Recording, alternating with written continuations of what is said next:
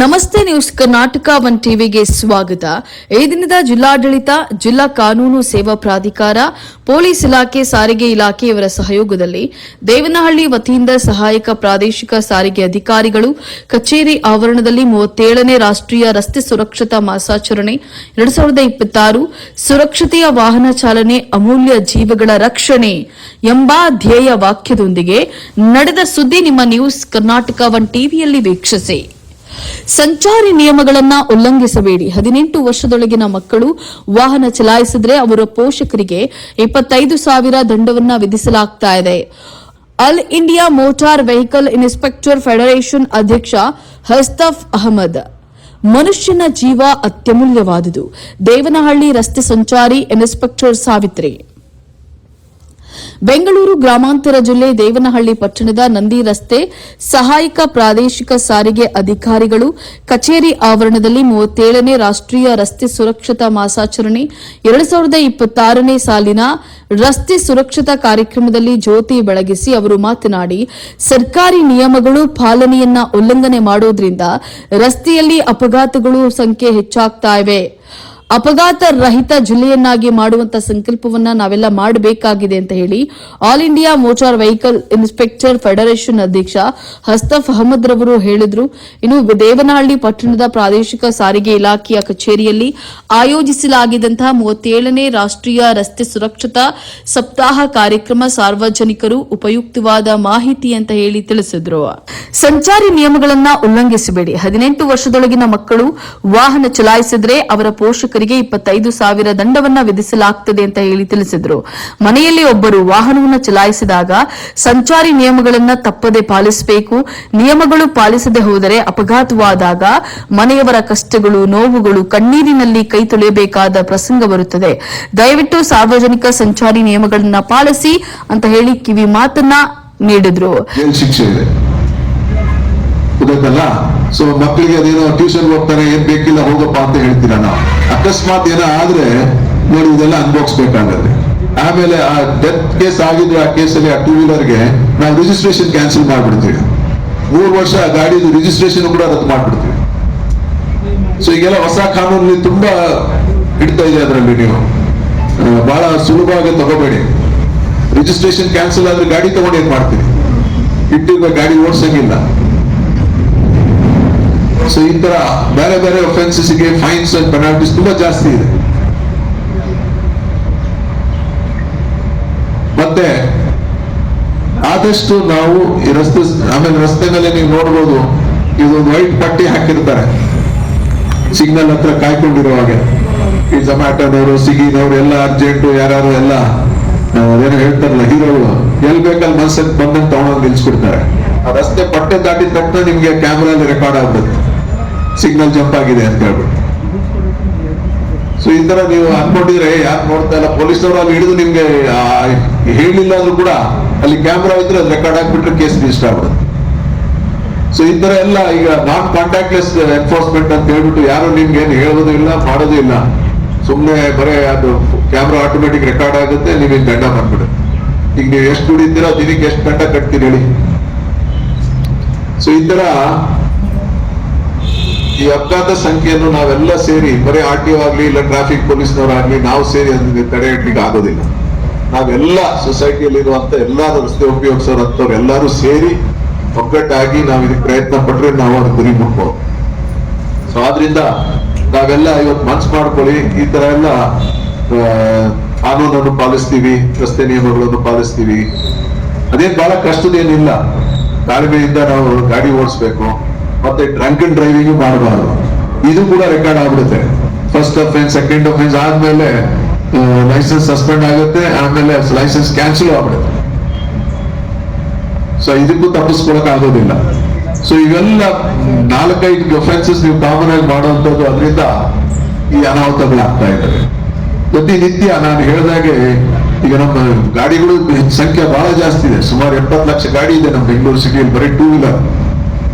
So ಲೆಕ್ಕ ಹಾಕಿ ಎಷ್ಟಿದೆ ಅಂತ ಹೇಳಿ. ಸೊ ಹಂಗಾಗಿ ಇಂಡಿವಿಜುವಲ್ ಆಗಿ ಎಲ್ಲರಿಗೆ ನಾವು ಚೆಕ್ ಮಾಡಿ ಸರಿಗಿದ್ದೀರಾ ಇಲ್ಲ ಅಂತ ನಾವು ಮಾಡ್ಲಿಕ್ಕೆ ಸಾಧ್ಯವಿಲ್ಲ. ಸೊ ಆದ್ರಿಂದ ಬಟ್ ಆದ್ರೂ ಈಗೆಲ್ಲ ನಮ್ಮಲ್ಲಿ ಸಿಸ್ಟಮ್ ಅಲ್ಲೇ ಬಂದ್ಬಿಡುತ್ತೆ. ಈಗ ಹೋಗ್ತಾ ಹೋಗ್ತಾ ನೀವು ಯಾವ್ದಾರ ಟೋಲ್ ಅಲ್ಲಿ ಪಾಸ್ ಆದ್ರೆ ನಿಮ್ ಡಾಕ್ಯುಮೆಂಟ್ಸ್ ಎಲ್ಲ ರೆಕಾರ್ಡ್ ಆಗ್ಬಿಡುತ್ತೆ, ಎಲ್ಲ ನೀವು ಡಿಜಿ ಲಾಕಲ್ ಬರುತ್ತೆ. ಸೊ ಅದರಲ್ಲೂ ಕೂಡ ನೀವು ತೋರಿಸ್ಬೋದು. ಈಗೇನು ಫಿಸಿಕಲ್ ಆಗಿ ನೀವು ಲೈಸೆನ್ಸ್ ಅನ್ನು ತಗೊಂಡೋಗಿ ಪೊಲೀಸ್ನವ್ರು ಕೇಳಿದಾಗ ಅದೇ ತೋರಿಸ್ಬೇಕು, RC ತೋರಿಸ್ಬೇಕು ಅಂತ ಹೇಳ್ಬಿಟ್ಟು ಕಾನೂನು ಚೇಂಜ್ ಆಗಿದೆ ಈಗ. ದೇವನಹಳ್ಳಿ ಪೊಲೀಸ್ ಇಲಾಖೆ ಅಧಿಕಾರಿ ಸಂಚಾರಿ ನಿರೀಕ್ಷಕರಾದಂತಹ ಶ್ರೀಮತಿ ಸಾವಿತ್ರಿ ಕೂಡ ಮಾತನಾಡಿದರು.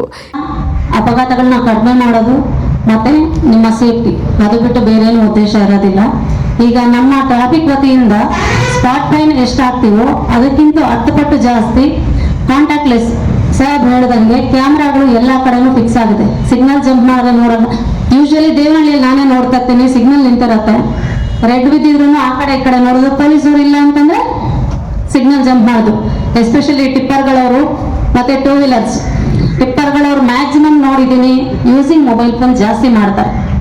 ಸ್ಟೇಷನ್ ಬಂದಾಗ ಎಲ್ಲ ಆಕ್ಸಿಡೆಂಟ್ ಆಗಿರೋಂಥದ್ರಲ್ಲಿ ಹೇಳೋದು ಇನ್ಶೂರೆನ್ಸ್ ಇದೆ ಕ್ಲೈಮ್ ಮಾಡ್ಕೊಳ್ಳಿ ಅಂತ. ಇನ್ಶೂರೆನ್ಸ್ ಒಂದೇ ಪರಿಹಾರ ಅಲ್ಲ, ಯಾಕಂತಂದ್ರೆ ಆಕ್ಸಿಡೆಂಟ್ ಆದ್ರೆ ಅದರಲ್ಲಿ ಸಾವು ನೋವು ಉಂಟಾಗ್ಬೋದು.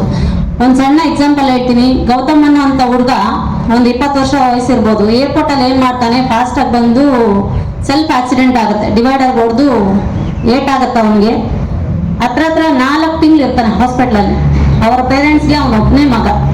4 ತಿಂಗಳು ಹಾಸ್ಪಿಟಲ್ ಇದ್ರು ಅವನ್ನ ಉಳಿಸ್ಕೊಳಕ್ ಆಗಲ್ಲ. ಕೊನೆಗೆ ಅವರು ಆಸ್ತಿನೆಲ್ಲ ಅಡ ಇಟ್ಟು ಒಂದು 20 ರಿಂದ 30 ಲಕ್ಷ ಖರ್ಚು ಮಾಡ್ತಾರೆ ಅವ್ರನ್ನ ಟ್ರೀಟ್ಮೆಂಟ್ಗೋಸ್ಕರ. 4 ತಿಂಗಳು ಹಾಸ್ಪಿಟಲ್ ಅಲ್ಲಿ ಇದ್ದು ಕೊನೆಗೆ ಡೆತ್ ಆಗ್ತಾನೆ. ಆ ಸಾಲ ತೀರ್ಸಕ್ಕಾಗದೆ ಅವರಪ್ಪ ಏನ್ ಮಾಡ್ತಾನೆ, ಸೂಸೈಡ್ ಮಾಡ್ಕೊಂತಾನೆ. ಒಂದು ಸಣ್ಣ ನೆಗ್ಲಿಜೆನ್ಸ್ ಇಂದ ಇಂಥವೆಲ್ಲ ಆಗ್ತವೆ. ಅಪಘಾತಕ್ಕೆ ಯಾರು ಇಂಟೆನ್ಷನಲಿ ಹೋಗಿ ಯಾರನ್ನು ಅಪಘಾತ ಮಾಡೋದಿಲ್ಲ, ಆದ್ರೆ ನಮ್ಮ ಒಂದು ಸಣ್ಣ ನೆಗ್ಲಿಜೆನ್ಸ್ ಅದು ಅಪಘಾತಕ್ಕೆ ಕಾರಣ ಆಗುತ್ತೆ. ಇನ್ಶೂರೆನ್ಸ್ ಮಾಡ್ಕೋಬಹುದು, ದುಡ್ಡು ಬರುತ್ತೆ, ಆದ್ರೆ ಒಂದು ಫ್ಯಾಮಿಲಿಯಲ್ಲಿ ಒಂದು ಪರ್ಸನ್ ಅವನ ಮೇಲೆ ಡಿಪೆಂಡ್ ಆಗಿರೋಂಥವ್ರು ಅಷ್ಟು ಜನನು ಅನ್ಯಾಯ ಆಗ್ತಾರೆ. ಹಂಗಾಗಿ ನಾವು ಆಲ್ಮೋಸ್ಟ್ ಇವಾಗ ಇಲ್ಲಿ ಇಷ್ಟು ಜನದಲ್ಲಿ ಒಂದು 80% ಆದ್ರೂ ಒಂದು 2 ವೀಲರ್ ಆಗ್ಲಿ, ಕಾರ್ ಆಗ್ಲಿ, ಲಾರಿ ಆಗ್ಲಿ ಓಡಿಸೋರೇ ಇರ್ತೀರಾ. ಆಟೋ ಚಾಲಕರು ಎಷ್ಟು ಜನ ಇದ್ದೀರಾ, ಡ್ರೈವಿಂಗ್ ಮಾಡೋಂಥವ್ರು ಆಲ್ಮೋಸ್ಟ್ ಎಲ್ಲ ಇರ್ತೀರಾ. ಹಂಗಾಗಿ ನೀವು ರೋಡ್ ಮೇಲೆ ಹೋದಾಗ ಬರೀ ನಮ್ಮ ಸೇಫ್ಟಿ ಅಲ್ಲ, ಎದುರುಗಡೆ ಬರ್ತಿರೋಂಥವ್ರ ಸೇಫ್ಟಿನೂ ನೋಡ್ಕೋಬೇಕಾಗತ್ತೆ. ಯಾಕಂತಾನೆ ಅವ್ರನ್ನ ನಂಬ್ಕೊಂಡು ಅವ್ರ ಫ್ಯಾಮಿಲಿ ಮೆಂಬರ್ಸ್ ಇರ್ತಾರೆ, ನಮ್ಮನ್ನ ನಂಬ್ಕೊಂಡು ನಮ್ಮ ಫ್ಯಾಮಿಲಿ ಮೆಂಬರ್ಸ್ ಇರ್ತಾರೆ. ಪೊಲೀಸರು ಇದ್ದಾರೆ ಅಂತ ಹೇಳ್ಬಿಟ್ಟು ಸಡನ್ ಆಗಿ ಯೂಟರ್ನ್ ಮಾಡಿದ್ರೆ ಏನಾಗುತ್ತೆ, ಅಲ್ಲಿ ಹಿಂದೆ ಬರ್ತಿರೋಂಥ ವೆಹಿಕಲ್ ಹೊಡಿತಾರೆ. ಮ್ಯಾಕ್ಸಿಮಮ್ ಆಗ್ತಾ ಇರೋದೇ ಇದು. ಅವಾಗಲೇ ಮೇಡಮ್ ಹೇಳ್ತಾರೆ ಬ್ಲೈಂಡ್ ಸ್ಪಾಟ್ ಅಂತ. ಅದಕ್ಕೆ ಸಣ್ಣ ಎಕ್ಸಾಂಪಲ್, ಹೋದ ತಿಂಗಳು ಇಲ್ಲಿ ಒಂದು ರಾಣಿ ಕ್ರಾಸ್ ಅಲ್ಲೇ ಲಾರಿ ಪಕ್ಕದಲ್ಲಿ 2 ವೀಲರ್ ಅಲ್ಲಿ 2 ಲೇಡೀಸ್ ಬರ್ತಾರೆ ಅನಂತಪುರದಿಂದ, ಹೆಲ್ಮೆಟ್ ಹಾಕಿರ್ತಾರೆ, ಕರೆಕ್ಟ್ ಆಗಿ ಬರ್ತಾ ಇರ್ತಾರೆ. ಆದ್ರೆ ಅವ್ರು ಸ್ಟ್ರೇಟ್ ಹೋಗ್ಬೇಕಾದವರು ಲಾರಿ ಪಕ್ಕ ನಿಂತಿರ್ತಾರೆ, ಇವನು ಲಾರಿಯನ್ನು ಹೊಸಕೋಟೆ ಕಡೆ ಹೋಗ್ಬೇಕಾಗತ್ತೆ. ಬ್ಲೈಂಡ್ ಸ್ಪಾಟ್ ಕಾಣೋದಿಲ್ಲ.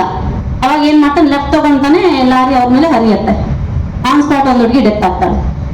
ಇವೆಲ್ಲ ನಾನು ಸಣ್ಣ ಎಕ್ಸಾಂಪಲ್ಸ್, ನಾವು ಏನ್ ನೋಡ್ತಾ ಇದೀವಿ ಡೈಲಿ ಅದ್ರ ಬಗ್ಗೆ ಹೇಳ್ತಾ ಇದೀನಿ. ಇನ್ನು ಉಳಿದಿದ್ದೆಲ್ಲ ಸರ್ ಹೇಳಿದ್ರು, ಮತ್ತೆ ಅದನ್ನ ಹೇಳಕ್ ಬೇಡ.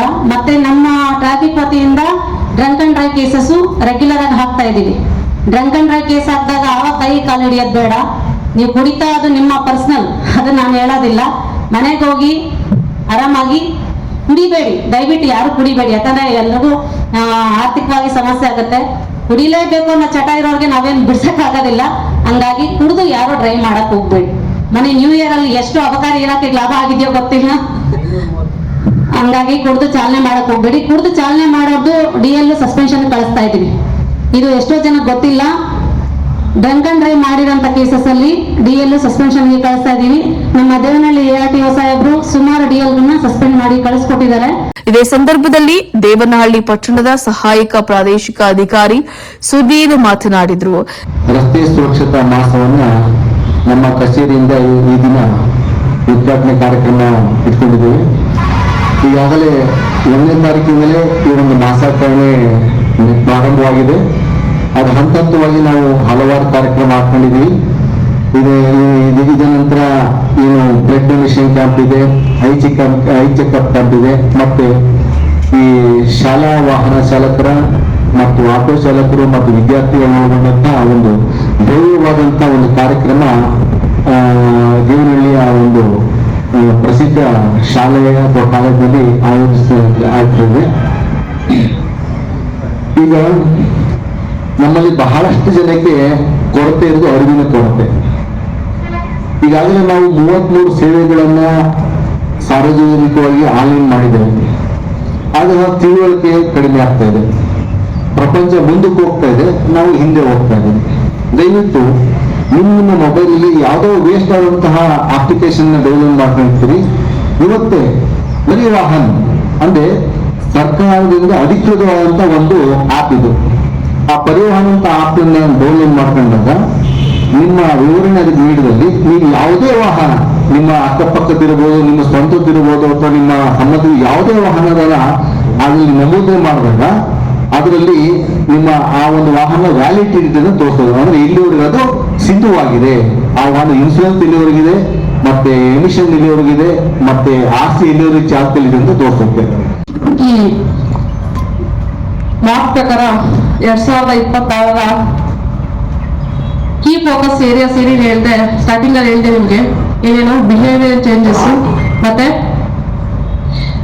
ಪ್ರೊಟೆಕ್ಟಿವ್ ಗೇರ್ ಬಗ್ಗೆ ನಮ್ಮ ಸಾರ್ ತುಂಬಾ ಚೆನ್ನಾಗಿ ತಿಳಿಸ್ಕೊಟ್ರು. ಸೊ ಬಿಹೇವಿಯರ್ ಚೇಂಜಸ್ ಹೇಳಿದೆ ನಿಮ್ಗೆ ಇಷ್ಟೊತ್ತು. ಮೊಬೈಲ್ ಫೋನ್ ಯೂಸೇಜ್ ಆಗಿರ್ಬೋದು, ಮತ್ತೆ ಓವರ್ ಸ್ಪೀಡಿಂಗು, ಡ್ರಂಕ್ ಅಂಡ್ ಡ್ರೈವ್ ಇದ್ರ ಬಗ್ಗೆ, ಮತ್ತೆ ಅದಲ್ಲದೆ ಪ್ರೊಟೆಕ್ಟಿವ್ ಹೆಡ್ ಗೇರ್ ಅಂದ್ರೆ ಹೆಲ್ಮೆಟ್ ಹಾಕೋಬೇಕು, ಮತ್ತೆ ಸೀಟ್ ಬೆಲ್ಟ್ ಹಾಕೋಬೇಕು. ಇಷ್ಟು ಕ್ಲಿಯರ್ ಆಗಿ ನಮ್ಗೆ ತಿಳಿಸ್ಕೊಟ್ಟಂತಹ ಸರ್ಗೆ ತುಂಬಾ ಧನ್ಯವಾದಗಳು ಸರ್. ಮುಂದಿನ ಕಾರ್ಯಕ್ರಮ ಮತ್ತೊಬ್ಬ ಅತಿಥಿ ನಮ್ಮ ಜೊತೆ ಇದ್ದಾರೆ, Savitri madam, traffic sub inspector Devanahalli, ಇವರಿಂದ ಭಾಷಣ.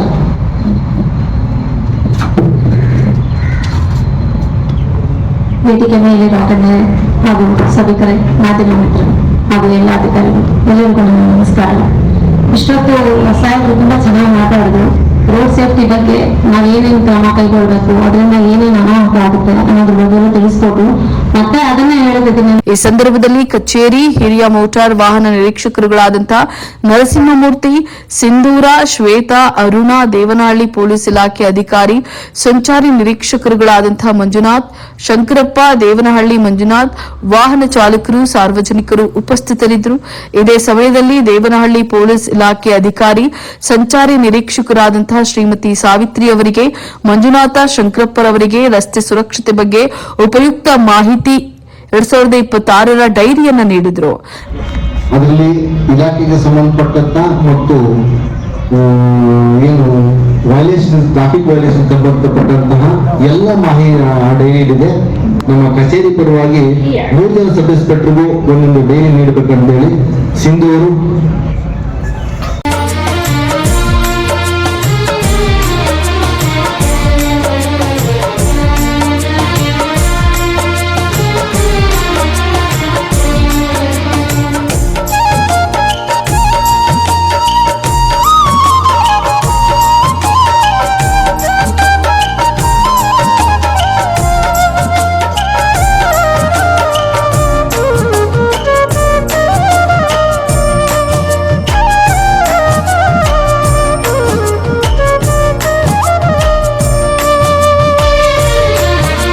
ನ್ಯೂಸ್ ಕರ್ನಾಟಕ 1 ಟಿವಿ ಸಂಪಾದಕರು, ಬೆಂಗಳೂರು ಗ್ರಾಮಾಂತರ ಜಿಲ್ಲಾ ವರದಿ ಸೀತಾರಾಮ್.